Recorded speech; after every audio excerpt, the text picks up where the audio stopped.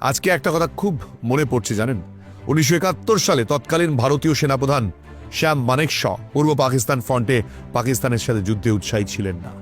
যুদ্ধের শেষে তিনি সেই সময়কার প্রধানমন্ত্রী ইন্দিরা গান্ধীকে বলেছিলেন, now you have got two Pakistans on both your sides, hope you are happy. আজকে মালুম হচ্ছে ফিল্ড মার্শাল মানেকশ কত বড় সত্যদ্রষ্টা ছিলেন।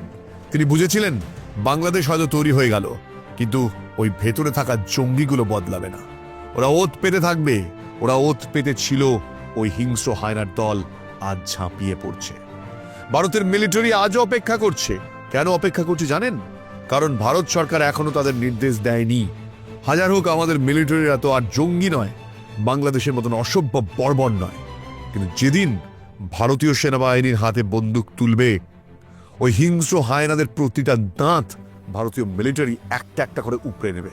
আপনি যদি সম্পূর্ণ ভিডিওটি দেখতে চান তাহলে ইউটিউবে গিয়ে I am Bose channel search করে সাবস্ক্রাইব করে নিন।